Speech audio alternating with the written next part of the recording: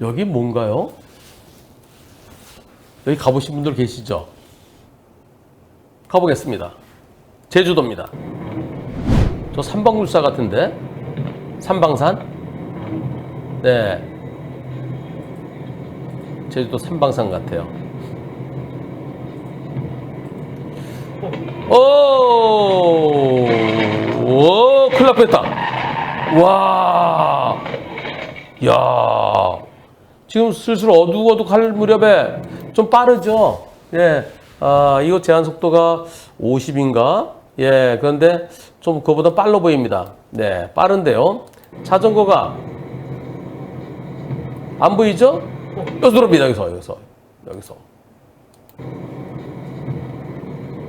여기서 들어옵니다. 이거 제한 속도 50? 네, 50인 것 같아요. 그런데 50에서도 이때 피할 수 있나요? 뭐 피하죠. 예, 급하게 들어갔고. 예. 제한 속도 50 맞죠? 네. 예. 그리고 또 저 자전거가 여기 흰색 교통 무슨 표지판 비슷하게 생겼어요.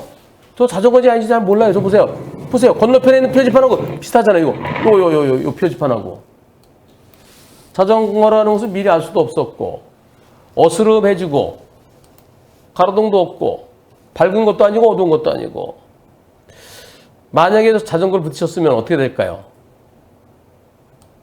그리고 자전거 피하다가 저 건너편에 있는 다른 차, 서 있는 차 들이받으면 누가 책임져야 될까요? 그 자전거 피하다가 옆으로 굴러가고서 불박차가 망가지고 불박차 다쳤다면, 운전자 다쳤다면, 다시 한번 쭉 가는데 여기서 들어옵니다. 자전거가 예. 만약에 사고 났으면 자전거 100% 잘못이다. 불박차도 일부 잘못이 있다. 여러분들의 의견은 어떠신지요? 투표 시작.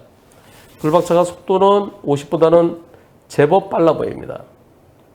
불박차도 잘못이 있다는 분도 많이 계시네요.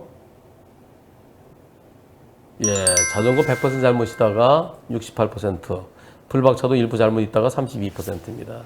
저 자전거가 뒤를 보고 왔을까요?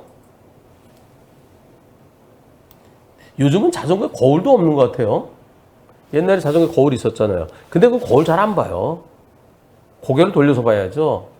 근데 고개 돌리지 않고 여기서 갑자기 들어오면 요거 하나, 1점 몇 초 만에 저거 자전거가 흰색 선 근처로 가고 있는데 거기서 갑자기 들어올 걸 예상할 수 있나요? 물론 흰색 선에서 약간 요리 왔다 갔다 자전거 이렇게 하다 보면은 그러면 이 간격이 좀 여유가 있으니까 옆으로 이제 가면 되는 거죠. 근데 팍 들어오면 저거 어떻게, 저거는 불박차의 잘못이 없어야 옳겠다는 생각인데요. 과속하지 않았다 하더라도 제한속도 50을 지켰다 하더라도 조금 피하기가 어려운 상황이죠. 이제 근데 속도 때문에 나중에 문제가 될 수도 있어요. 경찰에서는 불박차 속도를 측정할 겁니다. 만약에 사망사고였다. 부딪혀갖고. 그럼 속도를 측정합니다.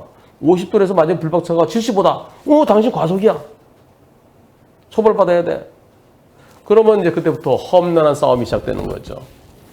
50이었으면 피할 수 있느냐? 그러면 자전거가 옆으로 들어올 때 그때 불박차의 거리가 몇 미터였느냐? 그때 50이었으면 멈출 수 있느냐 없느냐? 이걸 따지게 되는 겁니다. 그리고 또 하나, 자전거 옆을 지나갈 때는 자전거 옆에 거리를, 자전거는 앞뒤 안전거리뿐만 아니라 옆으로도 안전거리를 지켜야 된다. 근데 왜 안전거리 지키지 않았느냐? 근데 안전거리는요, 이게 한 3m 되잖아요. 3m 되면 자전거 어디로 가나요? 흰색 선으로 갑니다. 여기 흰색 선으로 가면은, 이 자동차 넓이가 한 2m 안 되잖아요. 승용차가. 한 190 정도 되나요? 그 사이드 미러까지 하더라도 사이드 미러 20. 그러면 230 충분히 여유가 있죠. 그럼 중앙선 살짝 걸쳐 지나가면 중앙선에 마지막에 차가 없으면은 중앙선 쪽으로 살짝 붙어서 가면 되죠. 근데 이건 아니잖아요. 이거는. 지금 여러분들의 32%가 불박차 잘못 있다고 그러셨습니다. 근데 나중에 만약에 사망사고라서 재판까지 가게 된다 그러면 과속 때문에 일어난 사고냐? 이제 그게 다툼이 되는 거죠. 이런 유사한 사건에서 무죄 최근에도 한 2건 있었습니다. 불박차 잘못 없다. 검찰에서 무혐의 된 것도 있었고요. 또 법원에서도 무죄된 게 하나 지난번에 한번 설명한 것 같은데요. 자전거 갑자기 이렇게 들어오면 옛날엔 저럴 때 자전거 30, 자동차 70 봤어요. 블랙박스 없을 때. 근데 지금은 이제는 100대 빵이어야 옳겠죠. 근데 여기서요. 불박차가 전조등 켜고 갑니다. 지금 전조등 켜 있어요. 예. 어둑어둑해질 무렵 이때 불박차 운전자는 자전거인지 아닌지 식별이 안 됐을 것 같아요. 요 안전표지 써 있는 거는 요거랑 비슷해 보여서요.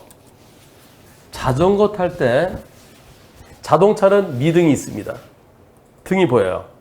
자전거는 미등이 없어요. 플라스틱 이렇게 뭐 노란 주황색 그거 안 보여요. 먼지 묻으면 안 보여요. 자전거 운전자들은 나를 잘 보여줘야 됩니다. 저 앞에 가는 요게 이분이 흰 옷을 입었지만 흰 옷보다 더 잘 보이게 라이트 불빛을 받으면 좀 멀리서도 번쩍번쩍 할 수 있는. 네, 제가 입고 있는 이 점퍼가 그런 건데요. 이거 라이트 불빛 받으면요, 어이구 야구장 불빛처럼 야구장의 그 라이트 그것처럼 환하게 보입니다. 그럼 저 자전거 가고 있구나. 그럼 속도를 미리 줄이면서 가볍게 빵 해줄 수 있는 거죠. 이게 자전거 타시는 분들, 밤에 타시는 분들께 상당히 나를 지켜주는 데 도움될 것 같습니다.